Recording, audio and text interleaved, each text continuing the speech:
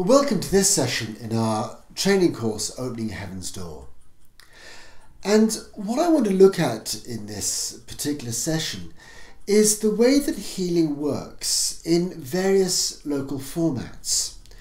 It's something we've come back to on a number of occasions in this course, but looking at how ministry can work in particular local settings.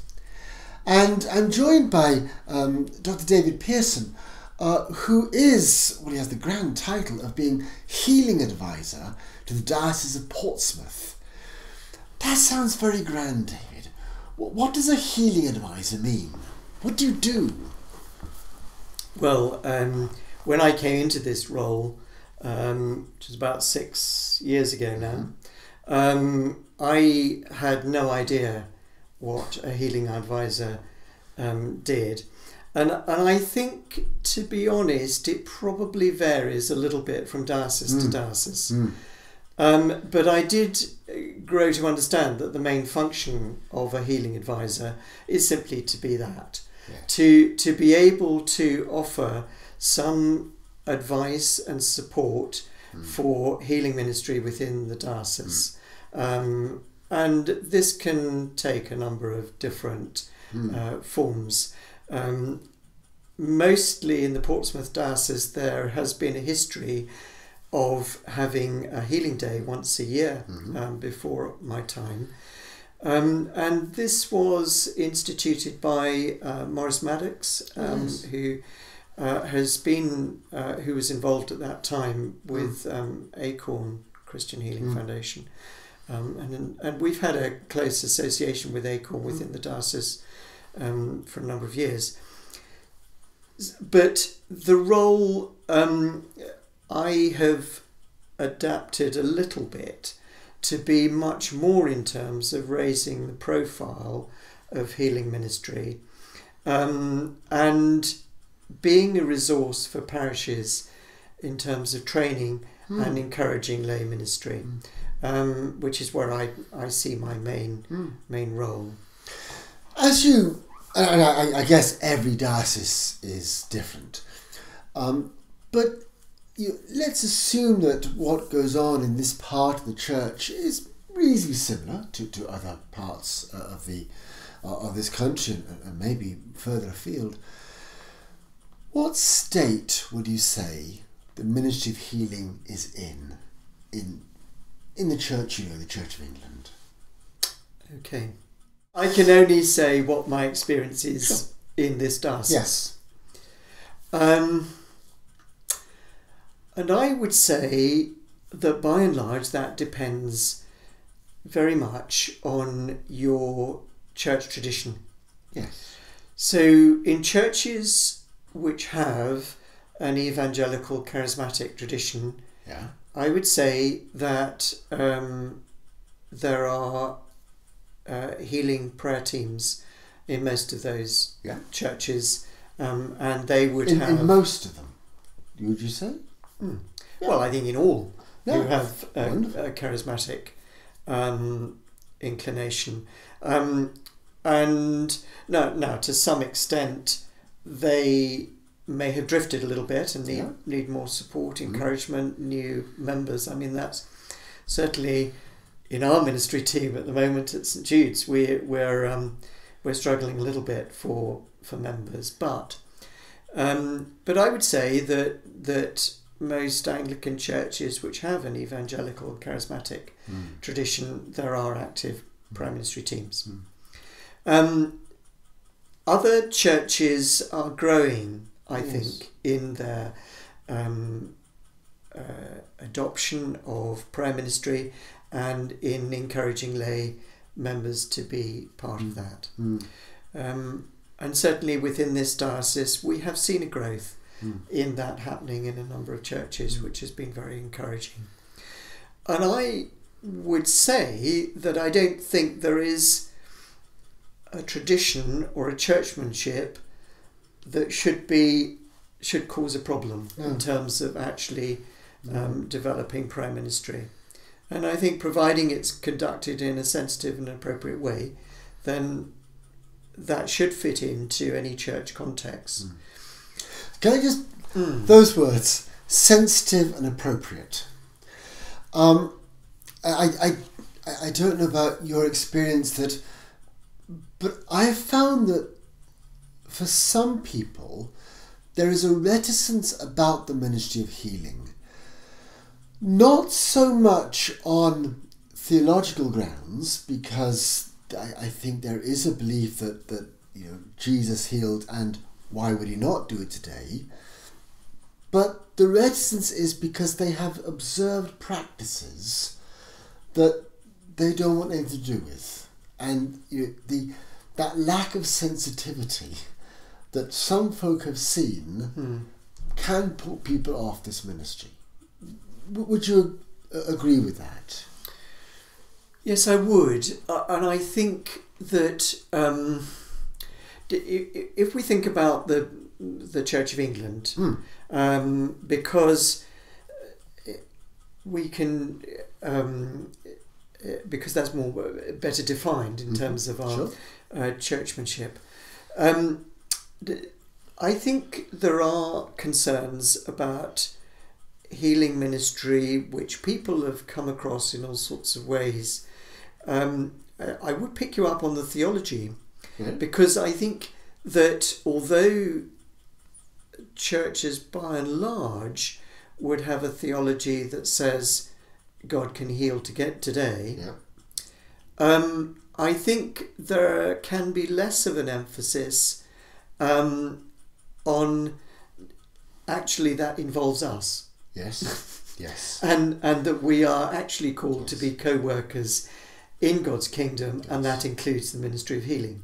So I think there can be a variety of perceptions as to actually what the role of Christians is, and there can also be a variety of perceptions in terms of a priestly ministry as opposed to a lay ministry in terms of healing. And that is something that we have to respect people's traditions and preferences. I think also for many incumbents, getting into healing ministry can feel a little bit like opening the Pandora's box.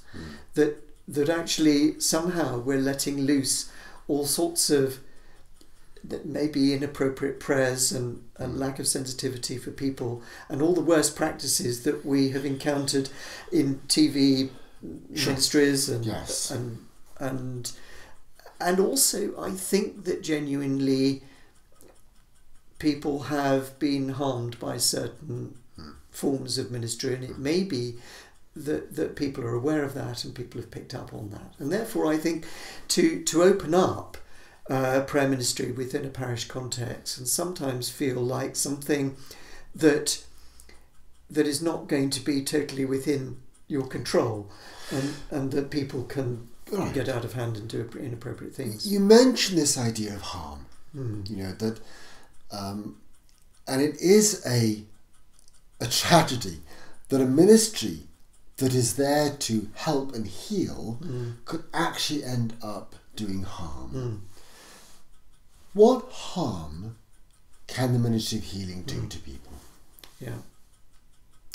I'm just going to start that question by saying that there is a spectrum of theological expectation around healing ministry. That on the one end you might have a very conservative view, or in terms of your theology about healing ministry, that has a low expectation in terms of your ministry. To the other extreme, you can have a theology which has a sort of over-realised eschatology, which actually means that we should be expecting to see healing in the here and now, and if there isn't, there's got to be a reason for it. I say that by way of preempting the question, because actually your practice in terms of healing ministry can depend a little bit on where your theology lies. Now, if, like most of us, you believe in a now and not yet theology, that means that Jesus has brought to the beginnings of the kingdom in through his death and resurrection and through what he demonstrated in his early earthly life, but we don't yet see the fulfillment of that. Then we live with that understanding that healing isn't going to always happen, and there doesn't always have to be a reason for it, that there's a bigger picture. And I think if we carry that understanding of the kingdom, then we are less likely, I think, to be burdening people excessively when things disappoint or don't happen in the way that we want. Now, I think harm can result from inappropriate prayer ministry in a number of ways apart from that. But that is a main one. The prayer minister is so focused, this is going to happen, and if it doesn't, there must be a problem or you're at fault. Yes. There's a harm element in this. Yes, and I think that actually that is probably the most common harm. Yes. That the harm that results from disappointment and having to live with something that's been prayed for but actually doesn't seem to be going away. Yes. And creates pastoral issues within certain churches. Yes. And certainly issues as far as the individual is concerned. Yes. In terms of continuing to relate to the Christian community that has very much been praying for healing. I think that's one issue. The other thing is that I think we have to remember that coming to a place of being prayed for puts you in quite a vulnerable place. I mean, I think you and I could probably identify with that when we've, when we've gone forward for praying for some particular need. Actually, you do feel vulnerable, and you do want to have trust in those who are praying for you. You want to have the trust that you're going to be told how they're going to pray for you, what your kind of expectations might be around that.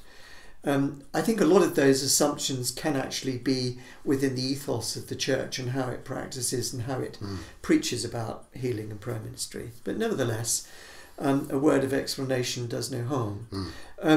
I think also that you want to trust that you're going to be dealt with sensitively, that people are going to be good listeners to the issues that you're bringing to them, and that they're going to have a heart that conveys God's love to you, and to be able to give you that assurance as well that you seek.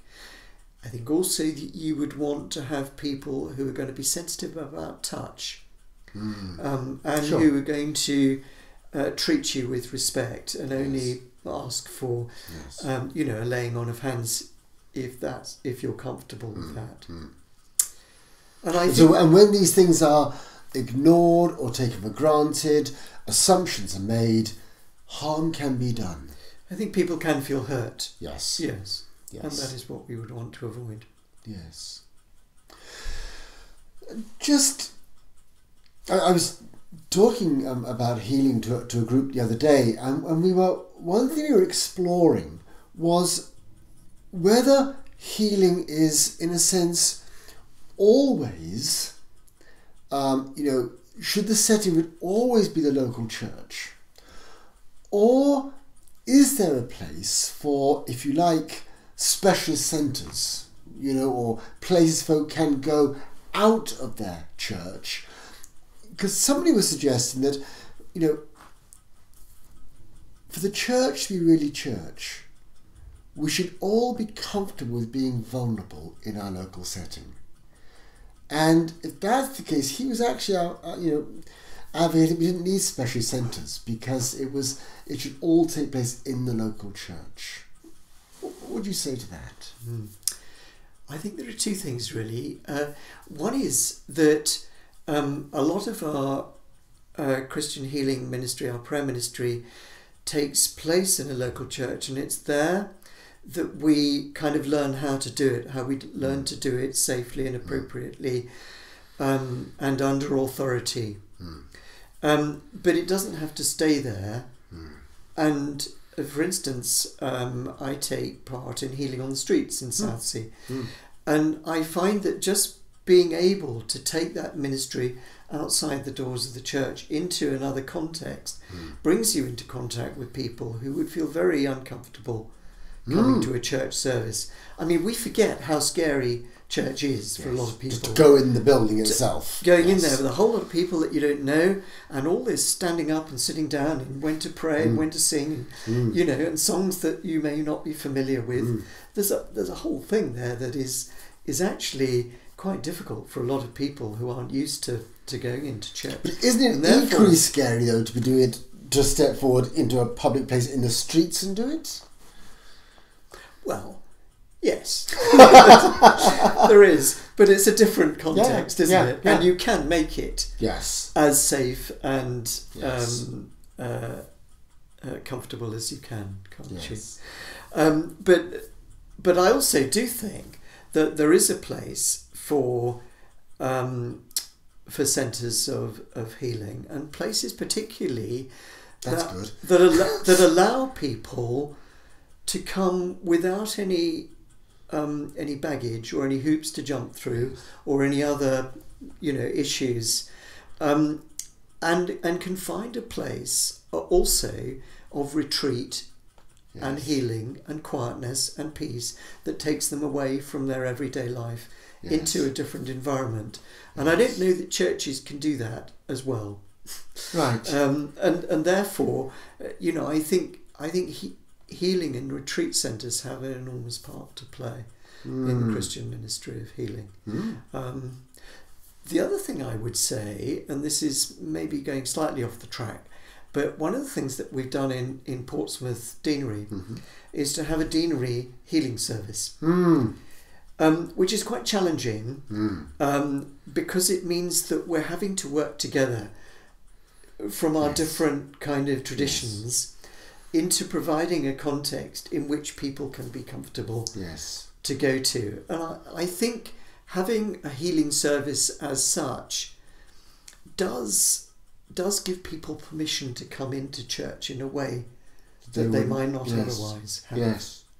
We found that in our own setting. We have a diocesan healing service every year, and I think folk will come to that wouldn't go to one in their local church, because there's something about the anonymity maybe that they find more comfortable, that they can maybe be a bit more honest if they're being anonymous. It's very interesting. You were talking about harm a few minutes ago, and I wanted to sort of go back a bit to that, not just the harm, but you know, as you have obviously gone around different churches, different churchmanships, on that different spectrum of churchmanship, you've seen many different expressions of the healing ministry in this particular area. What makes a good healing ministry and what makes a not so good one? When you're trying to assess what is good, what is not so good, we've looked at issues like that, you know, sensitivity and that gentleness. What are the other factors that might be in there? One of the things that I would fall back on are some of the guidelines that are laid down in the Church of England's A Time to Heal. And that handbook actually is quite easily accessible. All those guidelines are actually accessible on the Church of England central website. And they cover all sorts of things in terms of respect and sensitivity that we've already talked about, touch and appropriate prayer. I think also that we have to remember that there is a difference between me asking my friend who's sitting next to me in the pew to pray for me because I've got this particular problem, and me going to a prayer ministry team who I know are acting under the authority and accountability of their incumbent, and who I would have expected to have had DBS checks Yes. safeguarding training, Yes. and an appropriate form of prayer ministry training. Yes. And there are a variety of courses that are available these days. That there are lots of ways in which people can receive appropriate training, and I know that you yourself, through Christian Healing Mission, does specific prayer ministry training. Acorn also, and it's a course that I've been working with, Growing Healing Ministry, also provide good foundations for prayer ministry. So the other thing that we would tend to touch on is what qualities are required of those who would be engaged in a prayer ministry team. And so part of it has to do, I think, with our own spiritual growth and the need for us to be humble enough to accept when we're doing something wrong. So, we need correction, and that it's an ongoing learning process, that we would never feel that we have arrived. So it would be dangerous for someone to be doing this ministry entirely on their own, without reference to church leader, without reference to being trained, just doing it because, hey, God's called me. There are inherent dangers in that. I think one of the dangers is that you are not allowing yourself to have others be working with you, and therefore learning from others, and having the kind of supervision and checks and balances that I think is important with that ministry. And I think even though we practice ministry on the streets, with healing on the streets, there is still that sense that it is done in community, and that there are those who are going to pick you up if you start to pray inappropriately. Yes. But generally, as you look round, you're encouraged by the ministry of healing that you see. Yes. It's fantastic, isn't it? Because I think it's one of the something that's really happened in recent years. And I think that I think maybe we're kind of identifying or renewing our sense of the importance of that ministry of healing, and I think that is exciting for the church. But I would come back to the point that I have made previously, that actually the context for that healing ministry is really important. And the context, as I see it, is the context of the gospel and preaching the good news of the kingdom. And the good news that actually it's our reconciliation with God and the eternal life that he gives us by grace through faith is the thing that is foundational. Actually, the healing ministry gives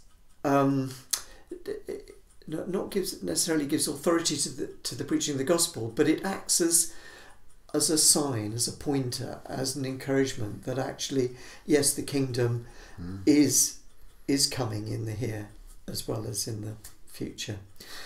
And I'm just going to elaborate on that by just telling you something that I read fairly recently in a Christianity magazine, and that is, it was talking about churches that were growing. And there's a church in Halifax which is called the Saturday Church. And this is a church that has grown out of a ministry to those who are coming to a food bank. And they just found themselves praying for folk because they had deep needs, and seeing answers to those prayers. And people were becoming Christians in that context, trying to find a place within the local church context for those who newly come to faith proved challenging. And therefore they decided, actually, we're going to stick with having church here, and we're going to call it Saturday Church. One of the things that the minister said that's really interesting is, she said that, I can pray for people here in this context on a Saturday and see some amazing miracles. I can pray for people the next day in church, and actually I don't see so many miracles. And it's something about that context of proclaiming the gospel in that place of need that seemed to encourage the ministry of healing alongside that. God was doing amazing things. What a wonderful place to stop. David, thank you so much. It's been a joy talking to you. Thank you. Thank you.